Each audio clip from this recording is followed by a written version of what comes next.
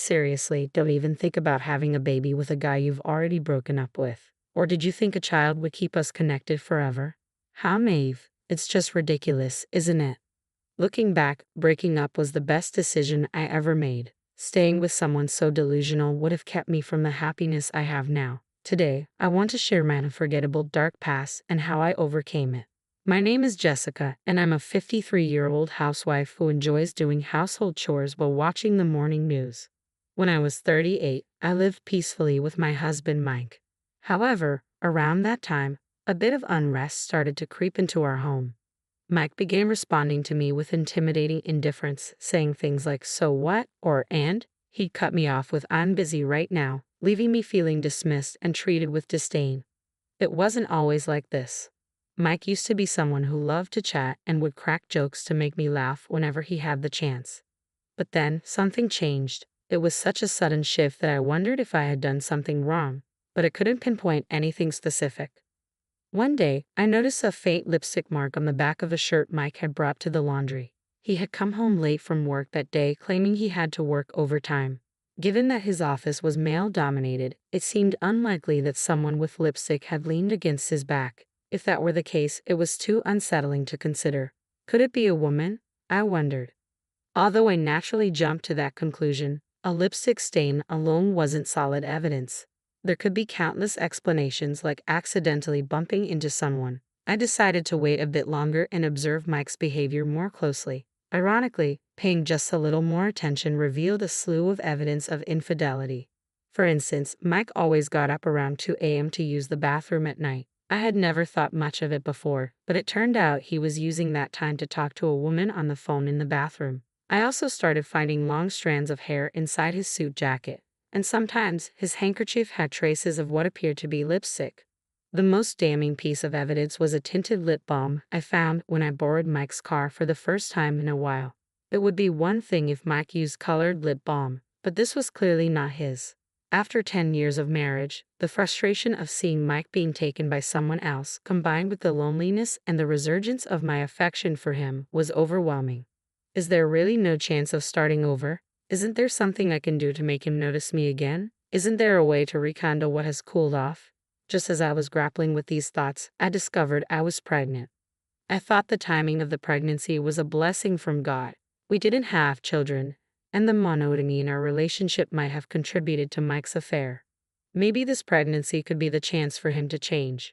Holding on to that hope, I told Mike about the pregnancy, but then, what the heck? Give me a break. This is such a hassle. Let's just break up.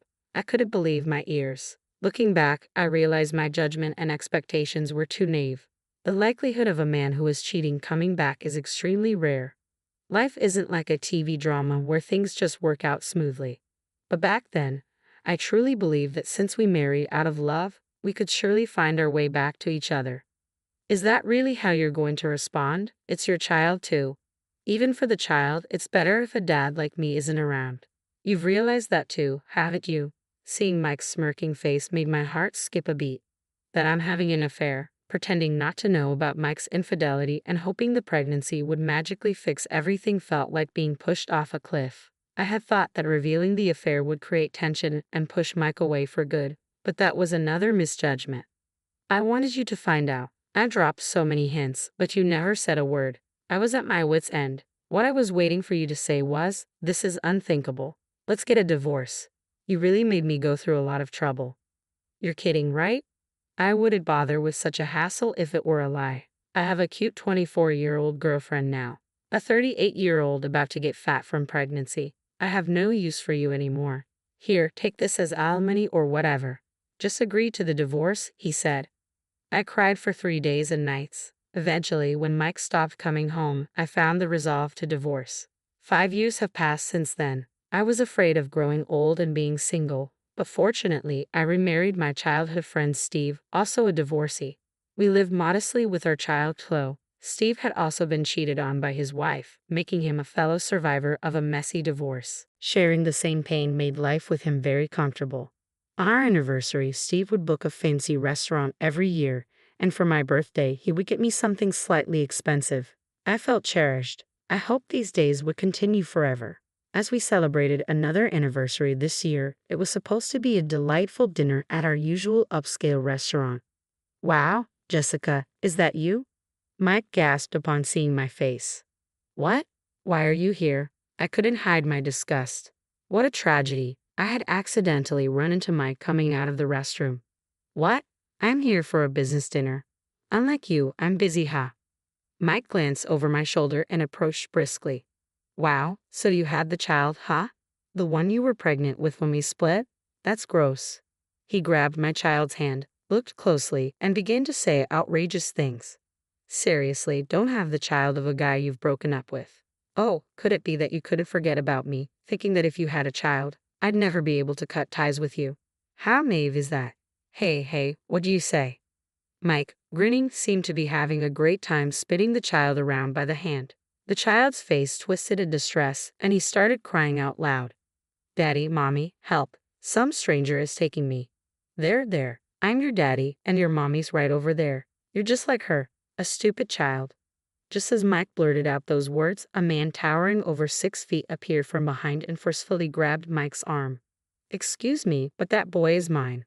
Mike's bewildered expression almost made me burst out laughing. Huh? Is this guy your new husband, Jessica? I didn't answer Mike's question.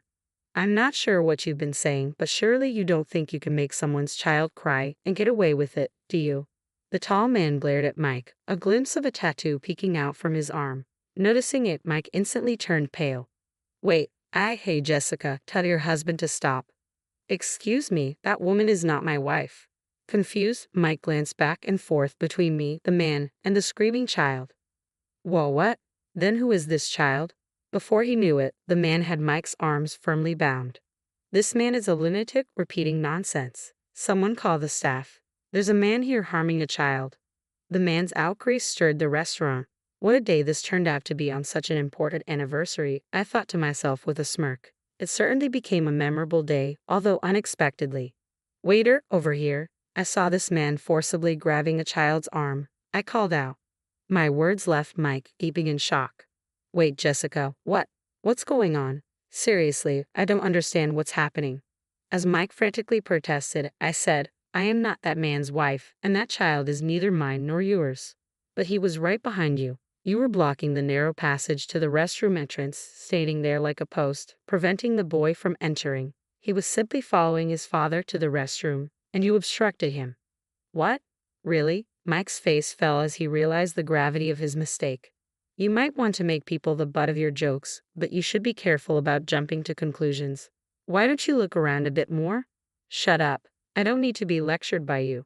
Indeed, my valuable words probably wouldn't reach someone like you. I'm not suspicious. Well, any man who approaches an unknown child, grabs their arm, and then uses baby talk like I'm your daddy is undoubtedly suspicious no matter how you look at it. But that was. And then you tell the woman in front of you, Mommy is right there, isn't she? Are you still under the impression that we're married? As I said this with a smirk, Mike turned red with anger and shouted, Don't mess with me. But the louder Mike's voice, the tighter the grip of the man holding him. Ow. Hey, man, back off. I'm innocent. Innocent. It's undeniable that you made my son cry, isn't it? But that was a misunderstanding. I quickly interjected. It's a fact that you misunderstood and grabbed someone else's son. Mike glared at me and said, You jerk. Yikes, getting glared at by a suspicious person. How scary, I responded sarcastically, feigning fear in my voice. This seemed to irritate Mike even more, and he began to struggle wildly against the man restraining him. Still thinking you and I are a couple, huh? Or could it be you haven't forgotten about me? I taunted, using the same accusation he had thrown at me earlier. Predictably, Mike got angrier, and sensing the danger, the tall man quickly pinned him to the floor. If you thought you could escape from me, you're sorely mistaken. While the man might have meant it lightly, the tattoo visible on his arm made the threat seem all too real. Mike must have thought, this might be the end for me today. Come on, Jessica, tell them it's a misunderstanding, Mike pleaded. But dragging someone else's child by the hand isn't just a misunderstanding, I retorted. I thought he was my child, Mike said, his voice breaking like a child's, which made me burst out laughing. You claim he is my child without even acknowledging or paying child support. Did we ever discuss acknowledgement or child support after our divorce? Well, no. But you knew I had no intention of acknowledging, which is why you never contacted me, right? Idiot. I wouldn't just let it go. If I had a child, I'd make sure you acknowledged and paid up one way or another. Then why? That time, the pregnancy test was wrong. I went to the gynecologist, and it turned out I wasn't pregnant, which solidified my decision to divorce. Yes, during those 3 days when the topic of divorce came up and Mike stopped coming home, it's true that I spent that time crying. But considering I might have had a child, I couldn't just divorce without clarification. So I first went to the gynecologist. I wanted to sort out alimony, child support, and future living expenses in my head, even if we were going to divorce. If avoiding the divorce would benefit the child, I was prepared to endure. However, at the gynecologist, there were no signs of pregnancy, but they did find a tumor on my ovary. During the surgery for that, I happened to share a room with Steve's mother. Steve and I were childhood friends, so I knew his parents well. Reuniting with Steve during his visits, we became close again. At one point, I thought of the pregnancy as a blessing from God to make things work with Mike, but in reality, it brought me to someone who made me realize that parting ways with Mike was the right decision. It also led to the early detection of my illness. Despite having one ovary removed, last year I gave birth to Chloe, my child with Steve. It may seem like I've been through a lot, but in truth, it's all been for the best. Upon learning everything, Mike turned pale and muttered, "No way, I got dumped by that woman." Needless to say, I couldn't help but laugh. It's no surprise a young woman wouldn't want to be with an aging man like him. At that moment, a police officer appeared. It seems someone from the restaurant had called them. Mike received a stern warning from the police. The misunderstanding was cleared up, and he apologized profusely to the child's family, preventing the situation from escalating. The scolding from the police seemed to have hit him hard. He even came to apologize to me. Since Mike doesn't know where I live now, he actually went to my parents' house to express his apologies to my mother. He admitted that the way we parted was the worst and that he was wrong. Aging, abandoned by his affair partner, and finding himself increasingly isolated, the recent incident seemed to have broken him, leaving him to feel the loneliness of having no one to comfort him. Well, it's too late for apologies now as far as I'm concerned. I continue to ignore Mike. Honestly, if we hadn't met there, I probably would have gradually forgotten about him altogether. Steve noticed I hadn't returned to our table for a while and came to the restroom to check on me. However, he decided to watch from the shadows, thinking this might be my first and last chance to get back at Mike. Of course, I was ready to jump in if anything happened, but that guy restraining Mike was just too strong. That guy apparently used to live in Mexico and was the captain of a football team there, I mentioned.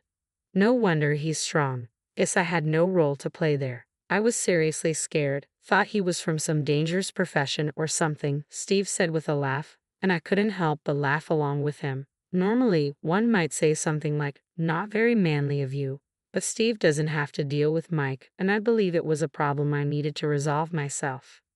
I acknowledged that I lacked strength during the divorce. In the end, I simply went along with the divorce as Mike wished and received a standard amount of alimony from Mike and his affair partner.